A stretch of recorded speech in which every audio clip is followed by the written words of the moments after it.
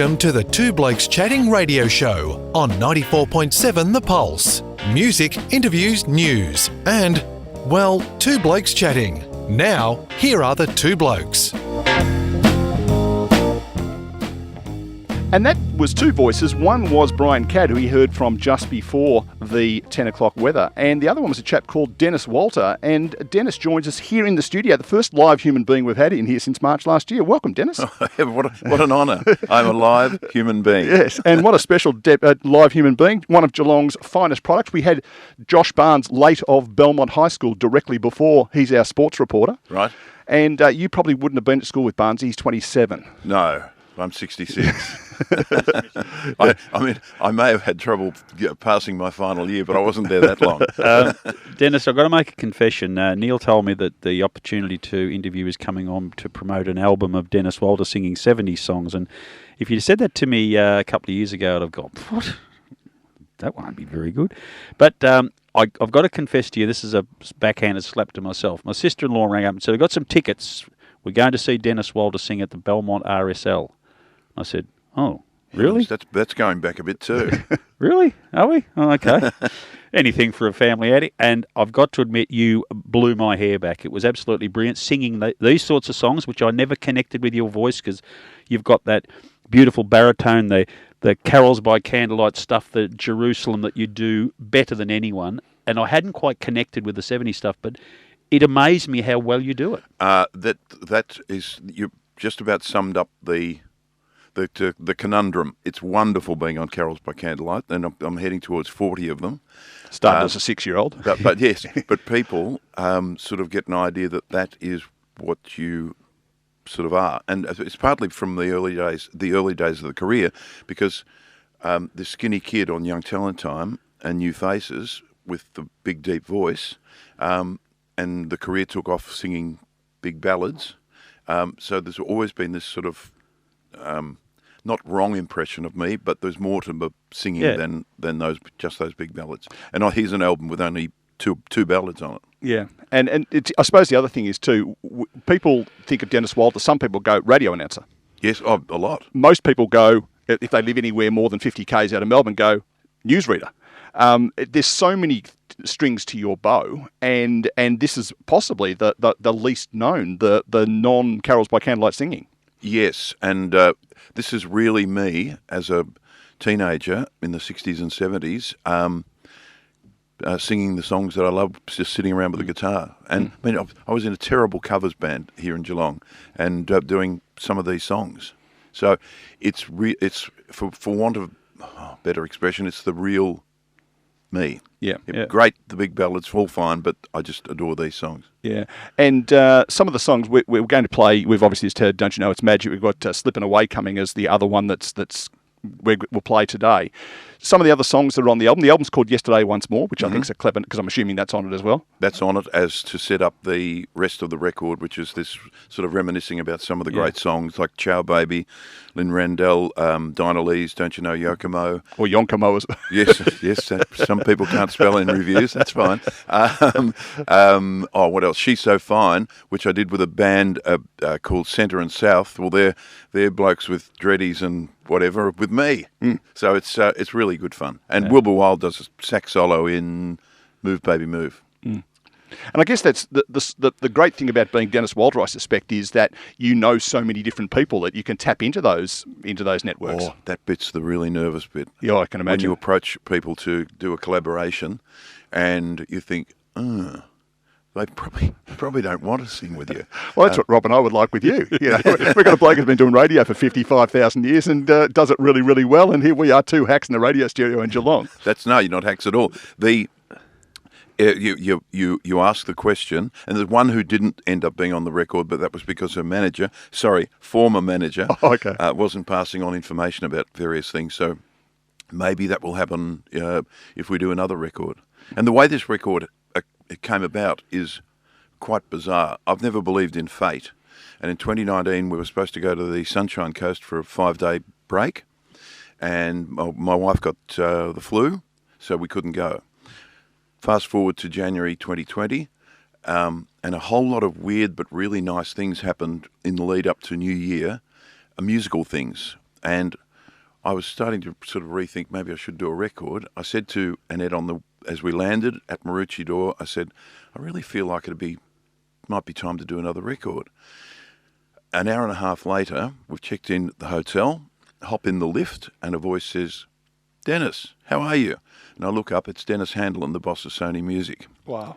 And he said, between ground floor and second floor, he said, and I thought it was elevator talk at the time, he said, why aren't we recording you? And I said, well, it's not up to me. He said, it's going to happen.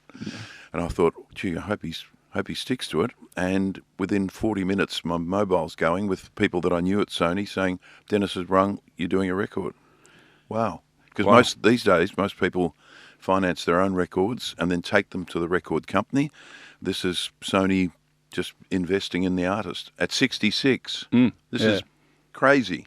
Yeah, absolutely. Well, it's about the voice, not the person necessary. Denis, I'm intrigued about how your three major outlets happened. Did the music, your name in the music, open up the door as a newsreader, or was that something that you pursued yourself? I did pursue, yes. I always, even as a sort of 18-year-old, when the career had got started, I always wanted to do talk radio, and I always wanted to do something to do with journalism. If I'd known at school that I actually had a passion for journalistic type things, I would have found something to follow. Yeah. But I don't remember there were even career meetings or anything. And I've been reading a book. It's really interesting. There's a book out called Limitless, which one of my fellow announcers put me onto. And it's about learning quickly and speed reading and sort of challenging yourself a little bit. And the point he makes, because he was the bloke that wrote it, Jim Quick, he as a kid was really disadvantaged. And he found a way when he was about 18 to start to learn better. He now helps people in 195 countries, so it's very successful. But he said one of the problems of schooling is that you're never taught actually how to study. You're just told that you have to. He said no one's ever taught how to learn quickly and consume information quickly. He said it's that he feels like that's a real fault across the world. Ironically, his name is Jim Quick. Yes. Well, he sped me up reading-wise, I can tell you. There's a line in my all-time favourite song which, drawing parallels, and I'm not suggesting at the same level, you and I, did you ever read about a frog who dreamed of being a king and then became one? Yes. It was something like, I'm sitting here doing what I'm doing now, and I'm doing a bit of work writing for the Geelong Addy, and I had the same thing.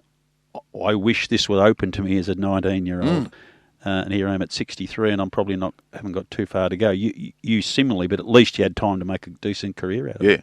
Yeah, 51 years. Yeah. Heavens. Yes, there's a realisation for you. Yeah. So if we've had some multi-talented folk in here before, and one of the questions I always like asking is if they said, righto, Denis, from here on in, you can either sing, or you can do talkback radio, or you can do TV. Where do you land on that one?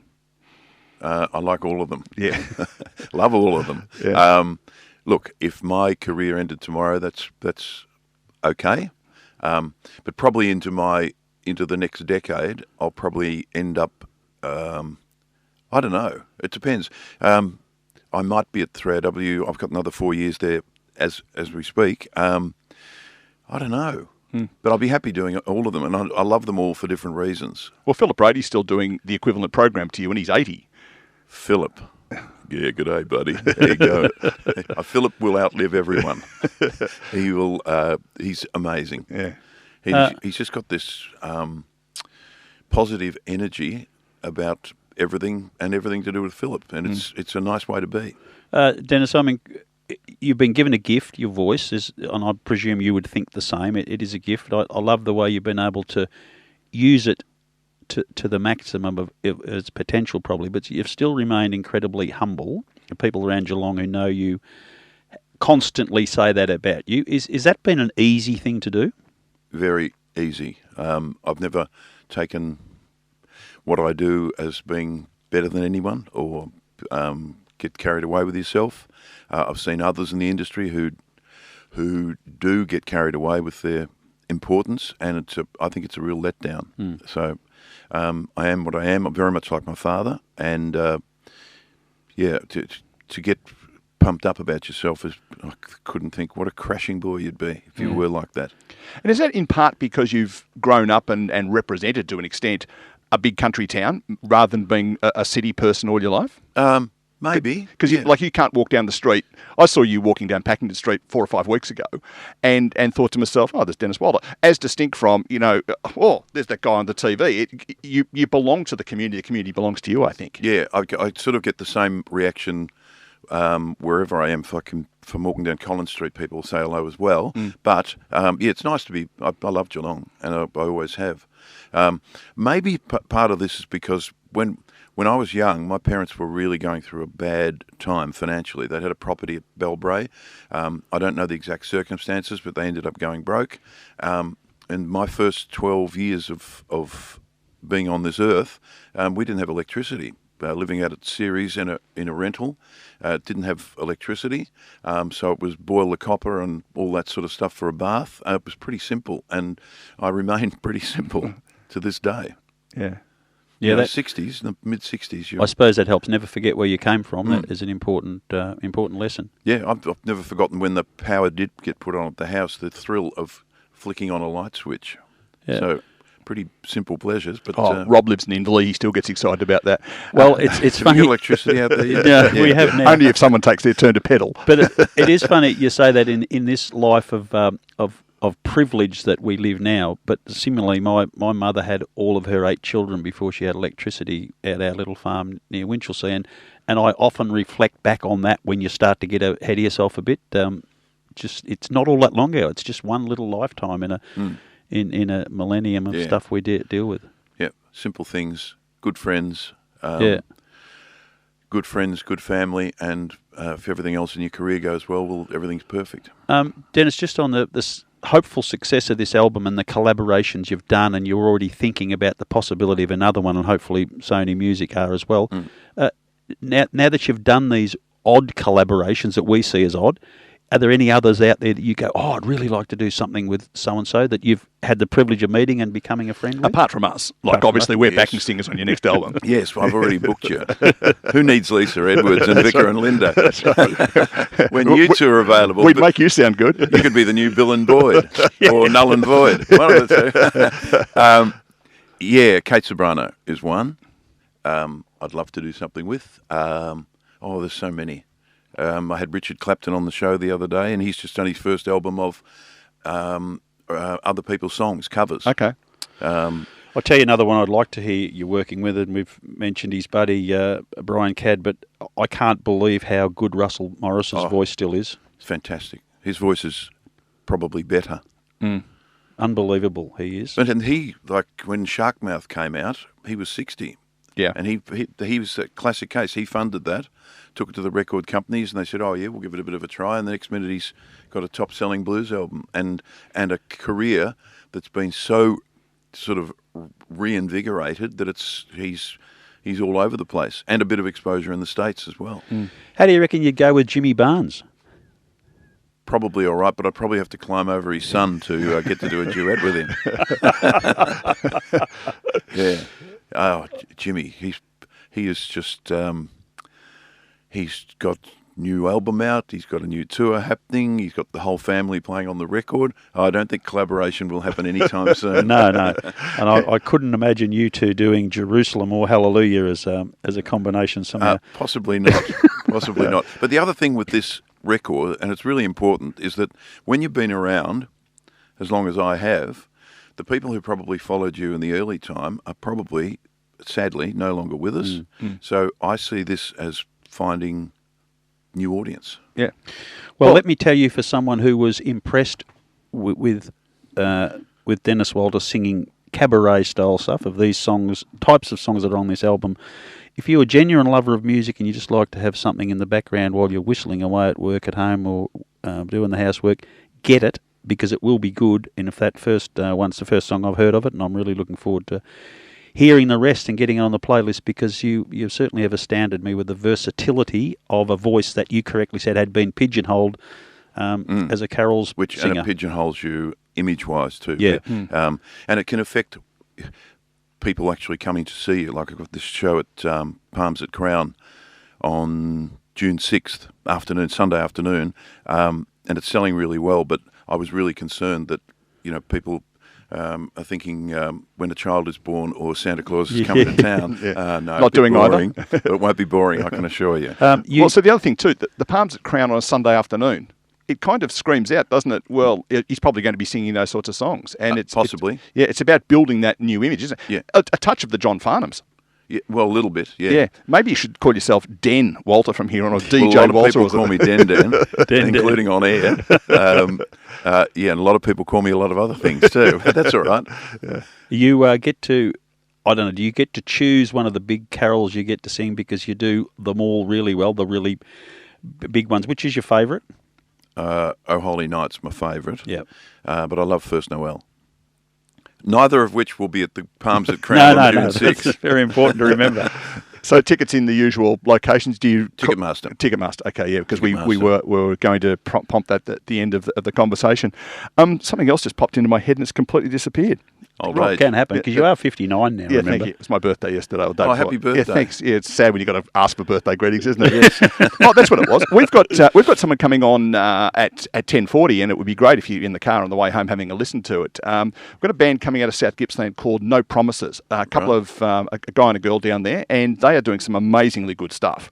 And they're stumbling their way around trying to get a handle. And the question if someone like that comes to you and says, Denis, how do I get my foot in the door in the music industry? Because the music is really good. We're going to play one of their songs after we finish with you. Yep. Where do they start? This is a really interesting one.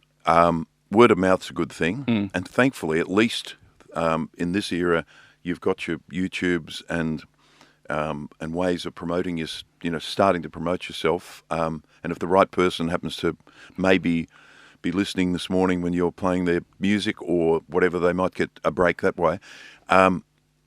It's so hard. And one of the frustrations for me is that I've known of people, including one family member, who's got the most stunning voice and has done really well in her career and careers in and out of entertainment. But I really wish that that person had gone on one of the talent shows as I did. Because the voice is world class, but there are so many people who have got great talents who won't put themselves in that sort of risky position of maybe being criticised by judges. But back in the days of Mike Dyer and Jeff Brooke, yes. who that shows my age, doesn't it? The late Frank Wilson, the late Mike Dyer, and the late Jeff Brooke. Yeah, they're all pretty late. The late Evie Hayes and all those people who were supportive of artists in those days. I get a sense now when you look at some of the people who are doing shows like The Voice as judges and those sort of programs, it's a bit more about them than it is about the artist. Is that unfair? No, that's not unfair. That's spot on, and it ends up being a platform for their next record release. Yeah, and I don't think the public haven't noticed that. Yeah, it's all about them, not about the performer. And the backstory for the artist, and those ridiculous hosts that keep pulling funny faces halfway through the performance. Give the guy a break, let them sing. Yeah. And, we've had a few, obviously, from Geelong that have got on there and been reasonably successful. But unless you've got some kind of quirk about you don't get a look in. Whereas I think back in the days when you were going through, we spoke to John Williamson a couple of weeks ago, who had a similar experience to you. Yes. Got on there and did some talented stuff and were rewarded accordingly. Yes, because it's all about the contestant. Yes. Yeah, that's a really good point. I interviewed someone who is well known. I won't name him. Sadly, he's no longer with us either. Jim Keys. And I said to him one day on the radio, I said, so Jim, off the air, I said, what do you think of these shows? Oh, they're a waste of time. It's all about that. So I thought, oh, right. I came back after the ad break and said, so, Jim, he goes, oh, really good opportunity for young people. There's a man who knows he's had a deal. Well, it's sort of, it is a good opportunity. Yeah. But, it's been skewed towards the television, in inverted commas, presentation, and these very highly paid guest judges who are sort of promoting their next part of their career. Because I can't imagine some of those, for example, was it Jessie J or or Mel B or Mel C or whichever one of the Mels it was. Yeah, I should become Denny W. Yeah, that's the problem you've got with the W though. Yeah. If you're W. Denny J, something like that. But they seem to, they're not going to come to Australia for less than X $million and some kind of record deal. It just doesn't make sense. Why would they care what's going on Channel 9 in Melbourne?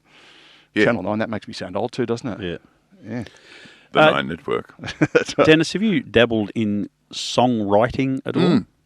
It's not something I've ever really pursued. I wrote the lyric for Karen Knowles' Why Won't You Explain, she was the first schoolgirl to ever make it to number one on our charts. I've written a few jingles. It's something I still do, but I don't sort of wake up each week going, I'd like to write a song this week. Well, you better introduce therefore, Janine. you'd appreciate the next question, which is around about the skill of the good ones. I'm staggered by the people who can just churn them out one after the other, as opposed to the one who might write 1,000 and then one just hits the spot. So as a singer, I guess you'd really appreciate the good ones. Yes, I'll give you an example of the motivation. Brian Cadd, when he wrote Don't You Know It's Magic, they were waiting on him to write a song for John Farnham, Johnny, back then, to sing at that event. They rang him on the final 24 hours that he had to submit the song. He hadn't written the thing. He just was not getting any inspiration. And someone rang him about a concert or a hotel they'd been to and said, "Oh, you've got to get there. You've got to do a show there. It's magic." And they kept saying, they said the food was magic, the whole event was magic. And he's gone, yeah, magic.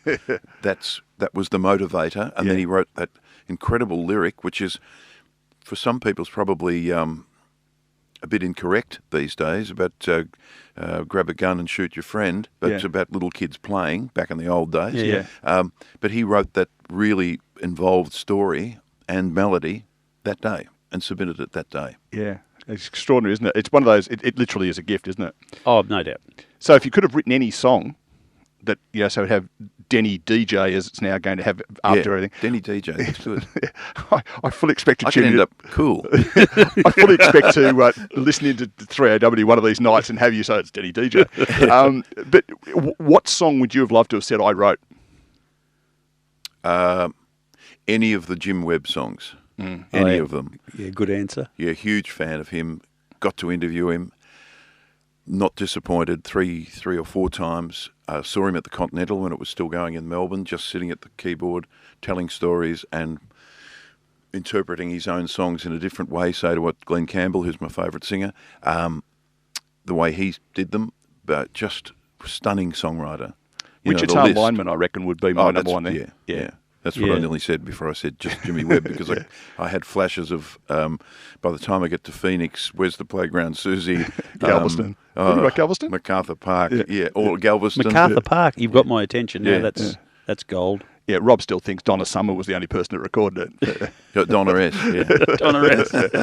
It's extraordinary stuff. So this new album, let's give it a plug. Yesterday, once more, available at all good record stores, I assume. Yes. And a couple of dodgy ones as well. Someone rang in on air the other night and said, I went to buy your record and it was sold out. Best feeling ever. Every album I've put out's been sold out. Every single one of them. Presumably digital downloads and stuff through the iTunes store and Spotify, so on. All that stuff. Yeah, and we've said this before, even for someone who is as well known as Denis and for the No Promises guys as well. Yes, stream it, but you get 2/10 of nothing coming out of that. Go and buy the CD for crying out loud, or pay to download it, and then you can listen to it whenever you like. Well, they sent me through the charts. Was it early this week? Anyway, there's so many charts now. Yeah. But first weekend was number 14, so that was good. Yeah, nice. But there's so many charts. I've forgotten what the actual title was, but I know John Lennon was number one. That's all I know.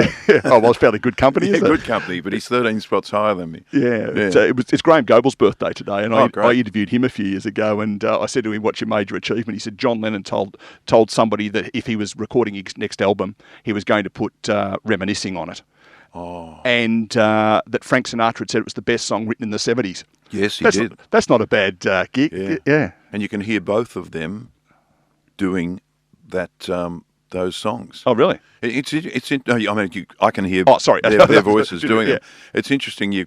I remember John Farnham singing sometimes when we touch on the Don Lane show before the career just took that the rocket skywards that it deserved, and he did the best job of that song. It could have been his. So I think great voices can make things their own.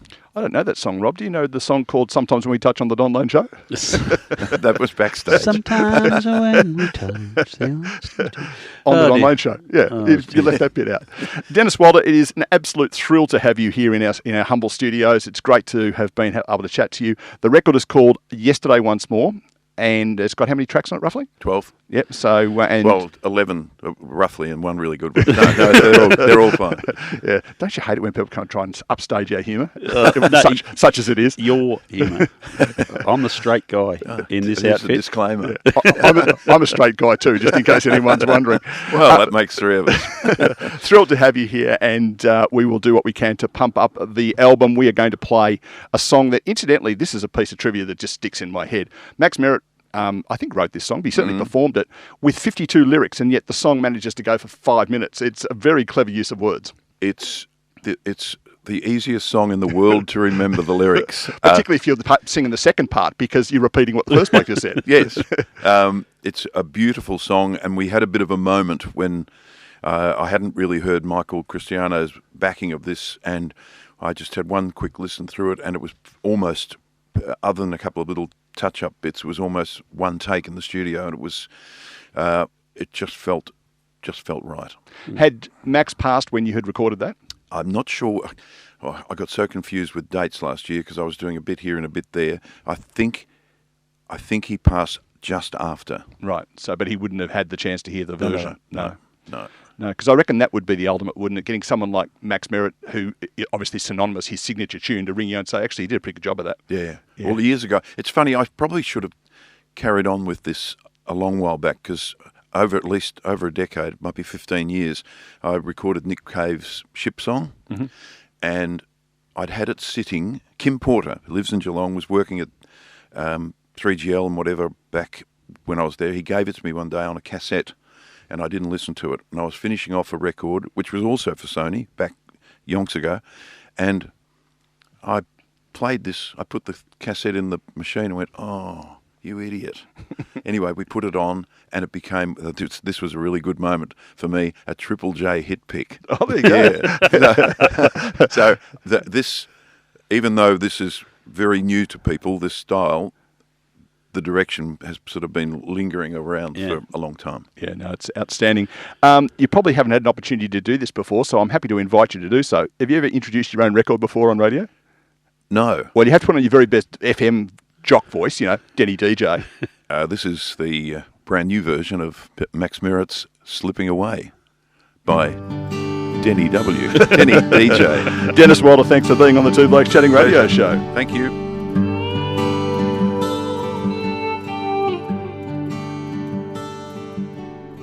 Baby, I've been watching you